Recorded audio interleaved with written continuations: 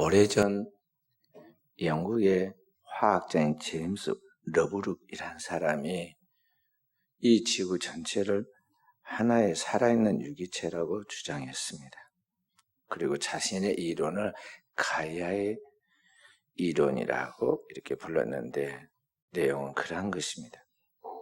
이 지구는 우리가 숨쉬고 있는 대기와 함께 바다와 암석 같은 무생물과 또 생명이 살아있는 이 생명체들이 서로 상호 작용을 하면서 끊임없이 생명을 탄생시키고 그 생명이 생존하기에 적합하도록 자기를 조절해 가고 있는데, 그런 의미에서 지구를 하나의 생명체라고 그렇게 말했습니다. 이 지구상에 있는 모든 생명 있는 생물과 무생물이 서로 밀접하게 연관되어 하나의 공동체로 살고 있다는 것이죠. 그 수많은 생명체 속에 사람도 하나인데, 이 사람도 대단한 것 같지만 다른 생명에 의존하며 살지 않으면 안 된다는 것을 이야기한 것입니다. 그래서 우리가 살아가고 있는 이 땅의 삶의 모든 자연 현상들은 그게 우연하게 일어나는 일들처럼 보이지만 실제로는 이 생태계가 살아가기 위하여 서로 균형을 회복하려고 하는 움직임 속에서 이러한 지구상의 많은 사건과 또 여러 가지 자연의 현상들이 일어나고 있다고 신선한 통찰력을 가지고 분석했어요. 우리가 잘 아는 대로 인간의 세계가 완전히 탈바꿈되는 그런 때가 이 산업혁명이 일어난 때인데, 이 산업혁명과 함께 사람들이 인공적으로 만드는 화석연료를 사용하기 시작했습니다. 그래서 이 땅에 온실가스라는 게 배출되고, 그렇게 해서 생태계가 이제 파괴되기 시작했는데, 지금 어느 정도냐면 파괴된 생태계를 회복하기 위해서는 이제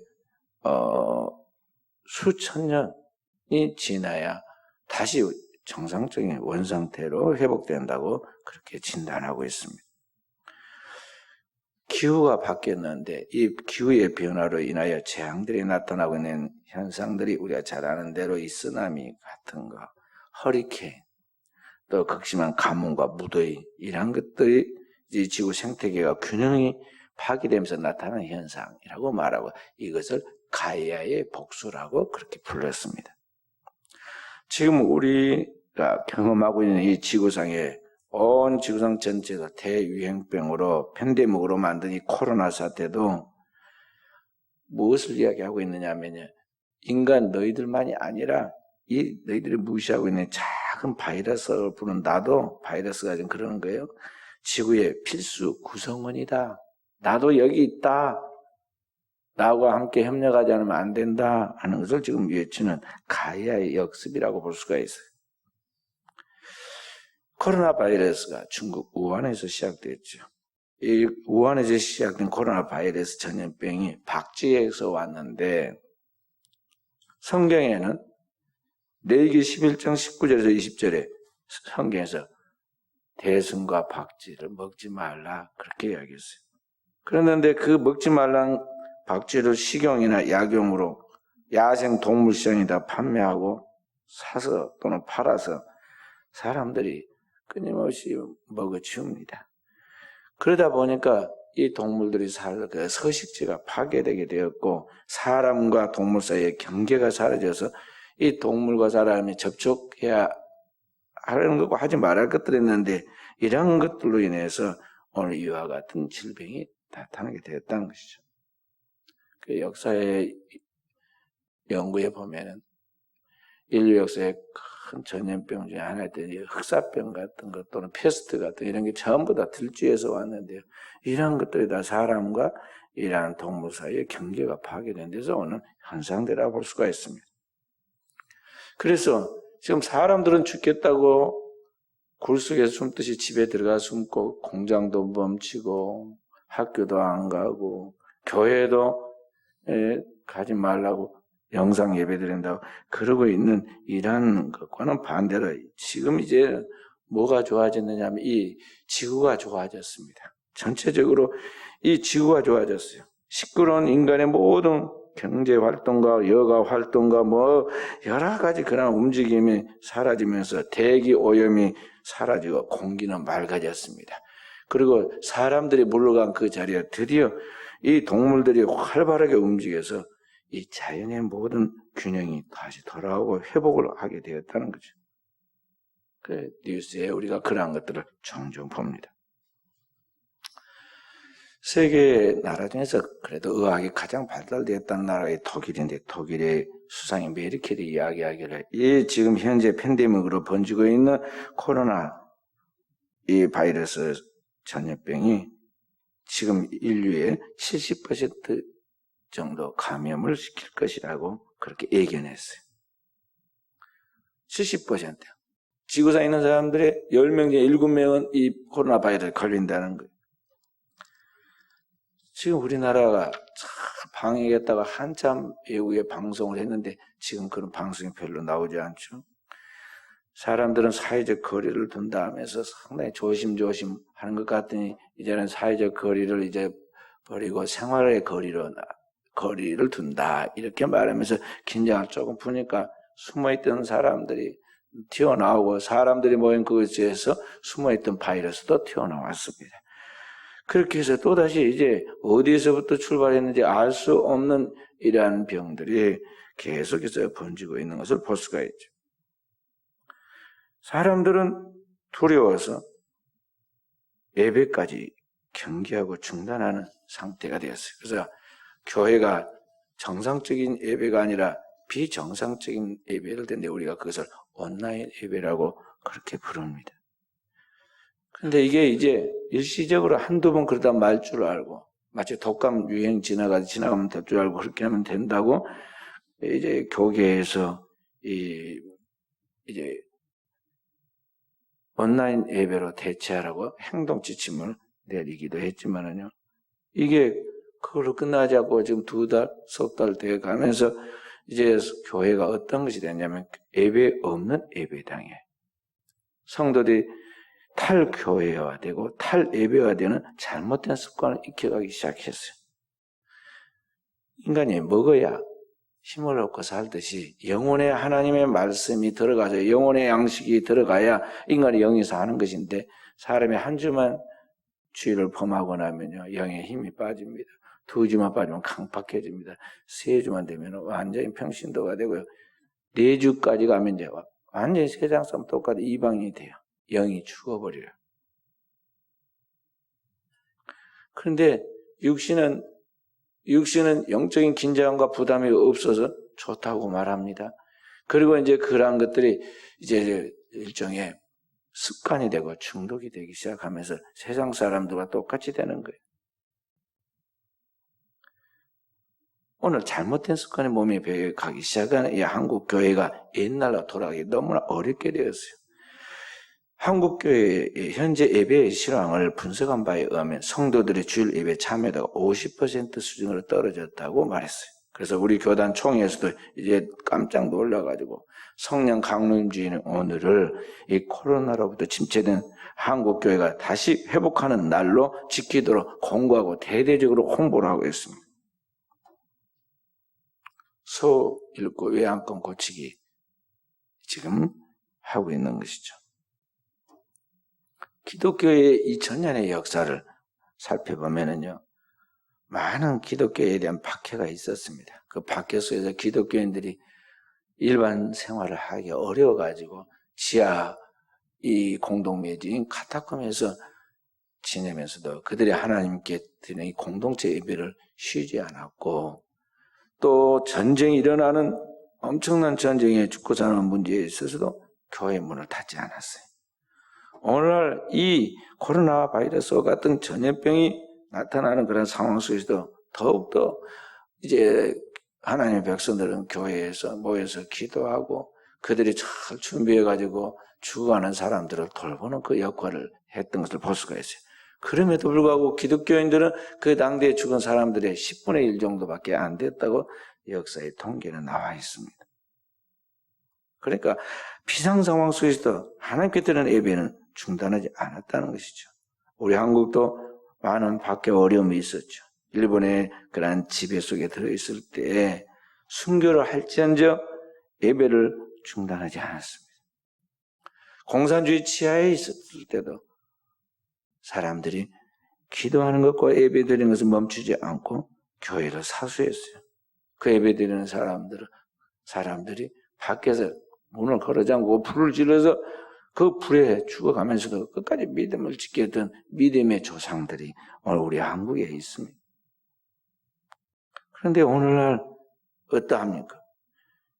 코로나 바이러스가 감염된 그러한 그 집단들의 많은 질타와 공격이 있는 것을 보고 큰 교회들이 먼저 앞장서서 자발적으로 교회 문을 닫고 온라인 예배로 대체하라고 하였습니다.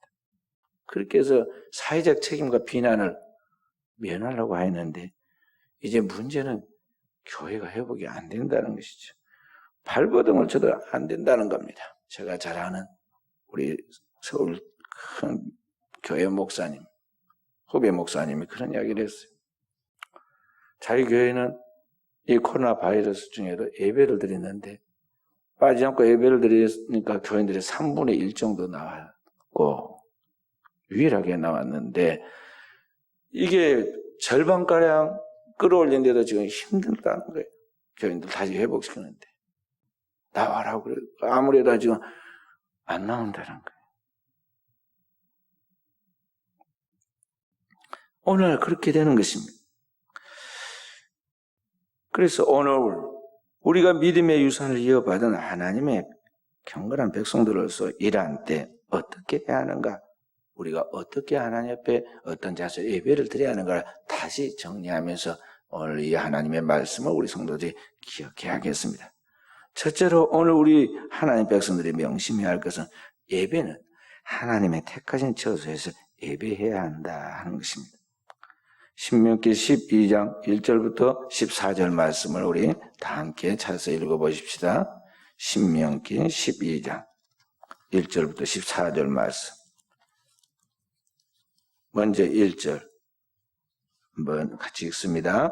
내 조상의 하나님 여호와께서 내게 주셔서 차지하게 하신 땅에 너희가 평생에 지켜 행할 규례와 법도는 이러하니라. 신명기 12장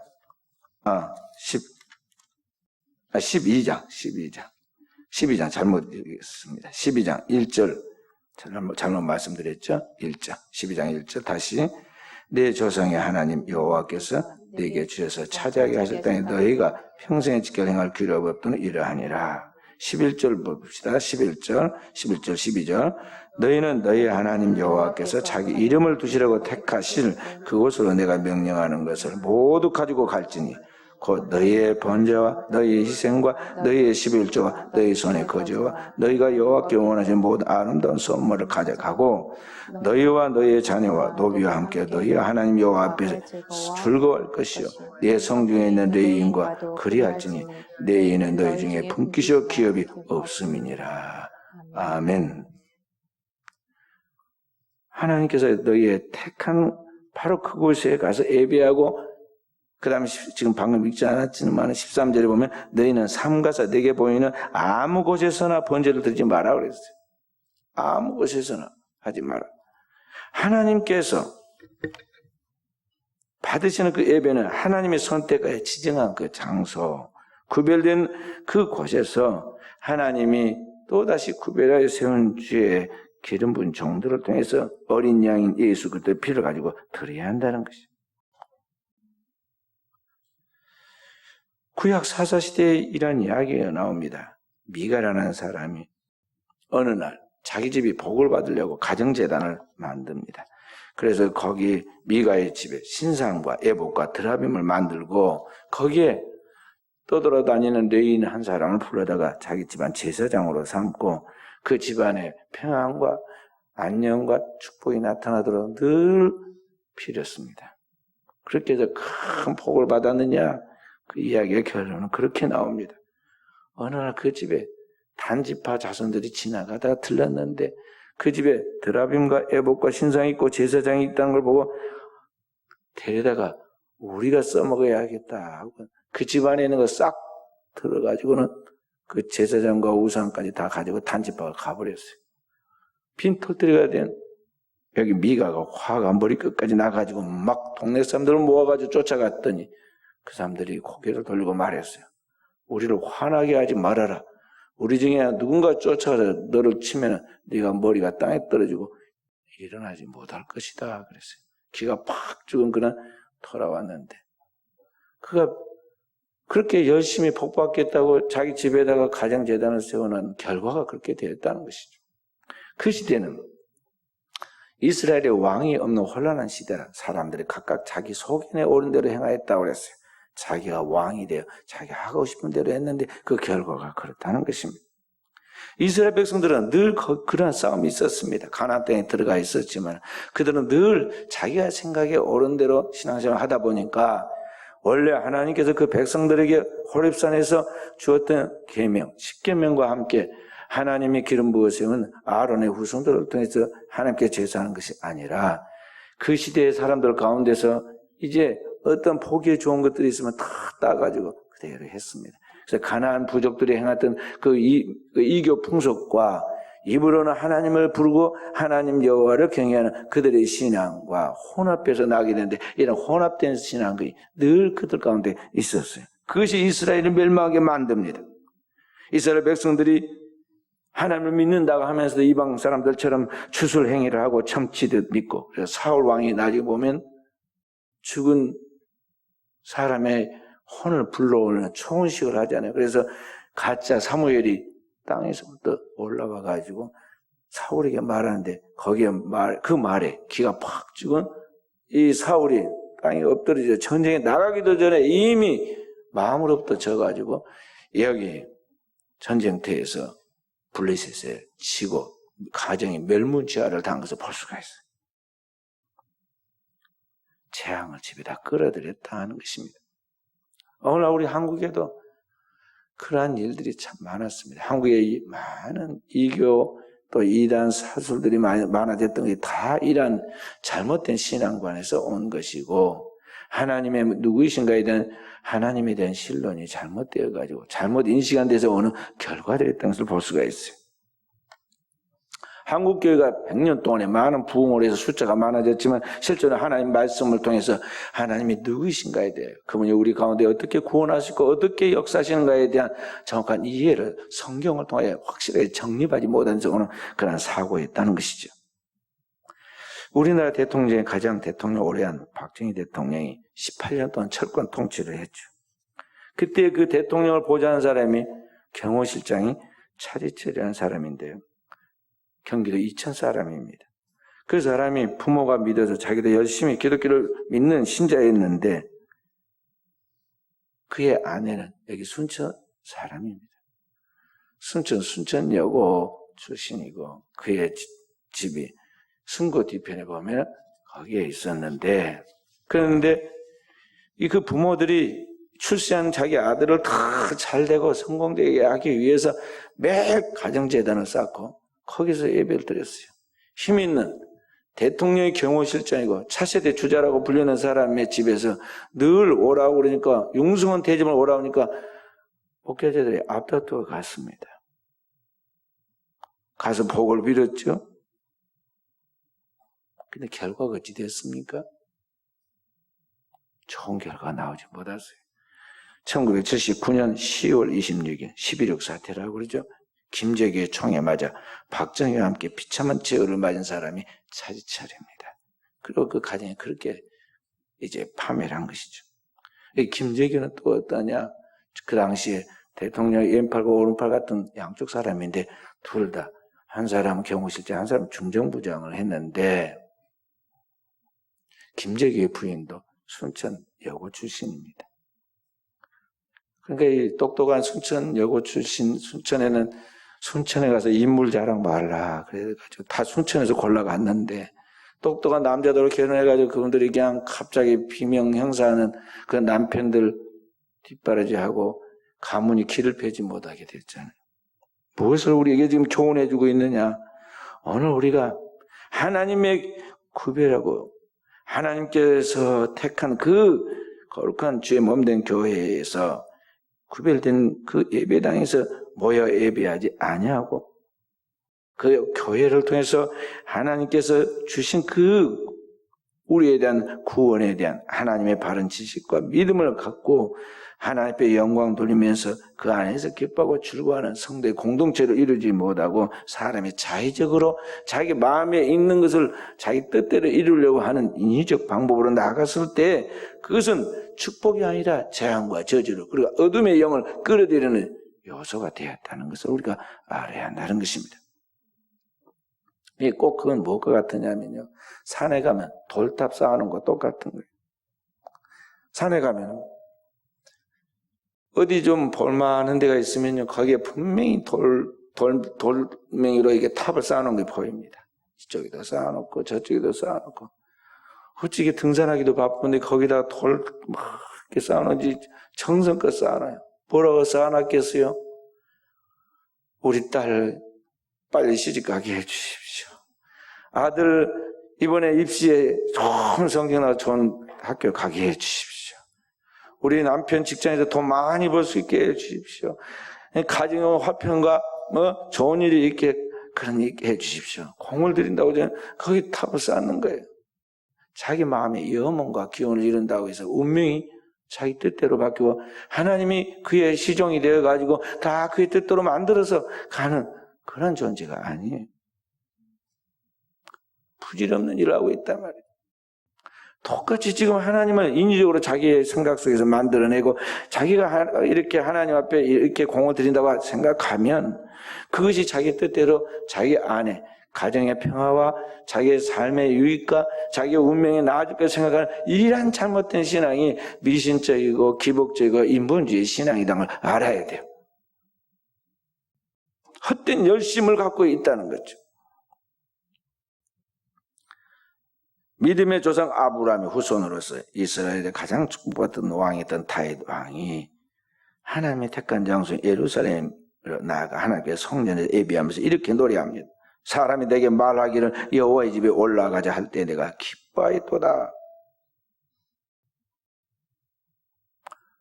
하나님의 거룩한 지정하여 세운 택한 곳이 어딘가에 대해 하나님이 지정해 주었는데 그 지정한 곳이 이스라엘 예루살렘이었어요. 그 이스라엘 예루살렘 그곳에 하나님의 집 하나님의 성전을 세웠는데 그 택한 장소인 예루살렘 성전에 가서 예배하면서 하나님 앞에 예배할 때가 가장 기뻤다고 그랬어요. 그래서 다윗이 하나님의 법궤를 이제 야외에 있는 천막 속에 있었던 하나님의 법궤를 모시고 이스라엘 나라의 다윗성 예루살렘 북쪽에 거기에 구별된 곳에 거기다 딱 안치시킬 때 다윗이 그냥 높은 대 위에 서서 착 되어지도록 관리하고 관망하면 돼요. 왕이니까.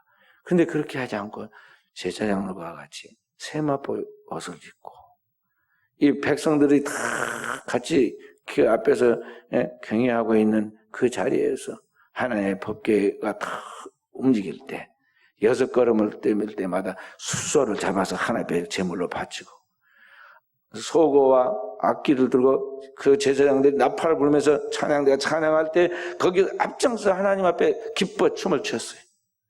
얼마나 뛰고 춤을 추고 열정적으로 했던지 바지춤이 내려가가지고 허리가 보였는데 그 부인이 저 높은 대 위에 서서 예쁜 옷을 입고 품위 있게 내려다보니까 남편 하는 꼴이 너무 이상해요.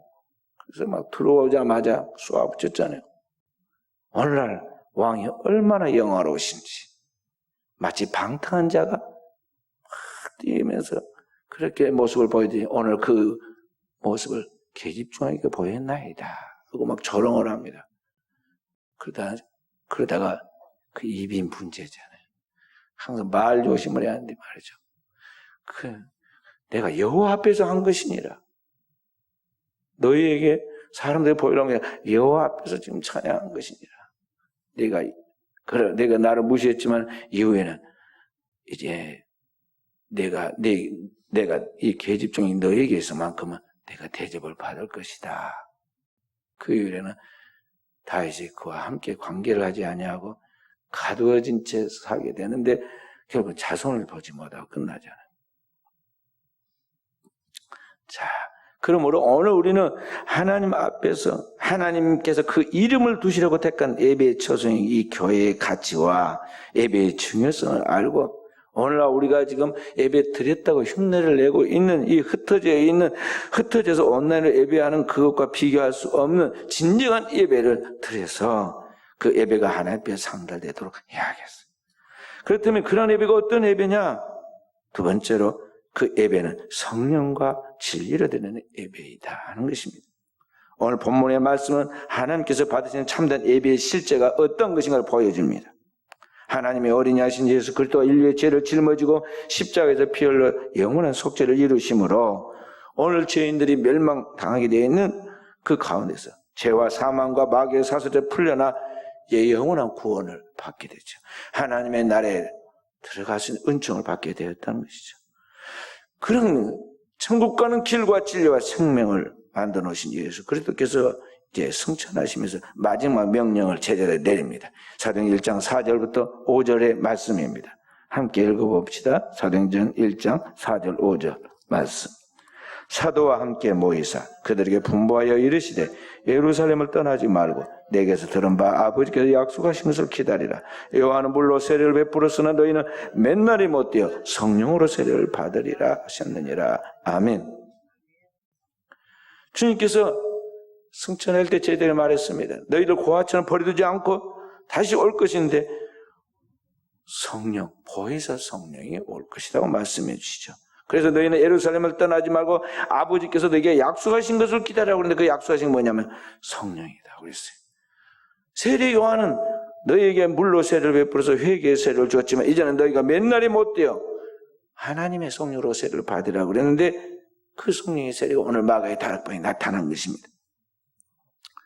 부활 승천하신 주님을 바라보고 돌아온 제자들이 감람산에서 돌아와서 거기 마가의 다락방에서 하나님의 말씀을 붙들고 믿음으로 기도를 합니다. 그랬더니 열흘 만에 주님이 부활 승천하시고 부활하신 후 50일, 부활 승천하신 후 10일 만에 그때가 마침 유대인의 절기인 맥주절이고 그 50일 만에 되어졌기 때문에 그걸 오순절이라 하는데 그날에 성령이 그들 가운데 임재하십니다. 예수님과 함께 최후의 만찬을 나눴던 바로 그곳, 다락방 강화의 말씀을 받았던 바로 그곳, 초대교회 예루살렘 교회가 이제 시작되는 것입니다. 그 마가의 다락방에서부터 시작되는데 그 마가의 다락방에 갑자기 모인 그들이 예배하고 기도하는 그곳에 급하고 강한 바람 같은 소리가 들리고 그리고 불에같이 갈라지는 것들이 그들의 머리 위에 각 사람 위에 하나씩 머물러 있다가 저희가 다 성령의 충만함을 받고 성령의 지배 속에서 자기도 모르게 말을 하기 시작했는데 다른 방언으로 말하기를 시작했다. 그 사람들이 놀랐어요. 왜 놀랐어요? 이 사람들이 디아스포라, 흩어진 유대인들이었는데 자기가 살던 아프리카, 이탈리아, 가바도기아 등등의 여러 나라에서 온 이 사람들이 자기가 살던 그 나라, 자기가 태어나서 살던 바로 그 나라의 말로 지금 전도하는 하나님의 복음에 대한 이야기를 듣게 되는 거죠. 그러면서 그들이 그냥 듣는 것이 아니라 그 말씀을 들을 때 자기도 모르게 어찌할꼬 그런 얘기가 터져나왔어요. 2장 37절부터 보면 우리가 어찌할꼬 형제들 어찌할꼬 하나님께서 구원을 하러 보냈던 그 하나님의 메시아를 너희가 십자가 못 박아 죽였다. 그 얘기를 듣고 그들이 어찌할꼬 얘기하죠. 그래서 사도 베드로가 대표적으로 이야기해 주죠. 너희가 각각 회개하여 예수 그리스도의 이름으로 세례를 받고 죄사함을 받으라. 그리하면 성령을 선물로 받으리니 이는 너희와 너희 후손들에게 또 지금 여기뿐만 아니라 먼 데 있는 사람들까지 다 주신 하나님의 약속이라고 이야기를 하죠. 그렇게 해서 다 하나님의 은혜를 받고 싶어 해서 회개하고 돌아온 사람들이 하루에 3,000명씩 등장하게 되었는데 그렇게 해서 초대교회가 형성이 된 것입니다. 그리고 그들이 나가서 복음을 전할 때 성령이 임재하는 그 축복이 계속해서 반복해서 재현됐는데 믿는 자들에게 표적이 따르죠. 귀신이 떠나고 병든 자가 나음을 얻고 죽은 자가 살아납니다. 그래서 하나님의 나라가 확장되어 나타나는 것을 볼 수가 있어요. 그래서 오늘을 우리가 드리는 예배는 어떤 예배가 되느냐? 그냥 주일 다가온다. 예배 시간 11시니까 그때 와서 예배 시간 1시간 예배만 드리고 가면 된다. 예배 드리는 거 따로 내 생각 따로 있어가지고 따로 또 놀면 안 돼요. 일주일에 하나님 앞에 신앙으로 삶을 살다가 금요일 되면은 그때부터 이제 사람들 주말이라고 그래서 막 노는 생각을 하지만 그때부터 이제 주일을 준비해야 돼. 그래서 금요일 철야기도부터 준비하고 주일 토요일은 예비일로 준비하고 주일이 되면 완전히 준비된 예배를 하나님 앞에 영광 돌려야 돼. 그래서 위에서부터 임재하신 하나님의 임재와 오늘 우리의 준비된 제물이 서로 딱 마주치면서 너희 몸을 거룩한 산 제사로 드리라 그러죠. 그 제물 위에 불이 임하듯이 그 제물을 성경에 보면 솔로몬이 하나님 앞에 바친 제물 위에 그 성소에 불이 와서 다 그 제물을 연락하신 이야기 나오잖아요. 그래도 하나님은 그 예배를 받으시는 거죠. 초대교회 120명의 제자들이 주님 앞에서 그리스도의 피로 정결케 되고 그 말씀을 붙들고 기도하며 자신을 산 제사처럼 바칠 때 하나님께서 그곳에 성령의 불을 떨어뜨려주고 그들을 첫 열매로 연락하셔서 하나님의 역사를 나타내는 것을 볼 수가 있어요. 그러므로 오늘 우리의 예배를 어떻게 드려야 하느냐? 그동안 내가 내 인생의 주인 돼서 내 마음대로 살고 하나님 앞에 드리는 예배까지 내 마음대로 취사 선택하여 예배 드린 것처럼 흉내를 내서 하나님을 속이고 자기 자신의 양심을 속였지만은 이 거짓된 예배, 형식적인 예배, 인위적인 예배를 회개해야 돼. 너희가 각각 돌이켜 회개하고 너희 몸을 거룩한 산 제사로 드리라고 그랬어요. 하나님의 선하시고 기뻐하시고 온전한 뜻이 무엇인가를 분별하면서 너희 몸을 살아있는 제물로서 하나님께 바치는 그런 예배를 드리라는 것이죠. 그 예배는 어떤 예배냐? 하나님 기뻐하시고 자신의 예배. 요한복음 4장 13절 14절에 23절부터 24절에 말씀하였습니다. 아버지께 찾으신 예배. 하나님은 영이시니 예배하는 자 영과 진리로 예배할지니라. 하나님의 성령과 진리로 예배하라는 것입니다. 하나님의 성령의 운행 속에서 그 진리의 말씀에 살아서 창조를 일으키고 구원을 일으키는 그 역사를 체험하는 예배로 영광 돌리라는 거예요. 그 예배는 단 한 번 드리는 예배라도 그 예배에 성공하면 그 사람은 영원히 성공하는 거예요. 아브라함이 모리아산에서 그 독자 이삭을 바치고 하나님 앞에 그 예배에 연락되어서 영원한 축복을 받은 것 같이 예수 그리스도가 바로 모리아산이 오늘날 이스라엘 예루살렘 예수님 십자가에 못 박혔던 그 골고다 언덕인데 거기에 자신의 몸을 하나님 앞에 바친 영원한 대속물로 바친 그곳에 임한 하나님의 성령에 의해서 인류가 구원을 받은 것 같이 오늘 우리가 하나님께 드리는 예배가 진정한 영과 진리를 드리는 참 예배가 될 때에 하나님은 그를 통해서 역사하시고 일하신다는 것입니다. 오늘 우리 순천의 교회 사랑하는 성도들이 이러한 예배의 성공자로서 우리 하나님의 놀라운 은혜와 축복을 누릴 수 있기를 주의 이름으로 축원드립니다.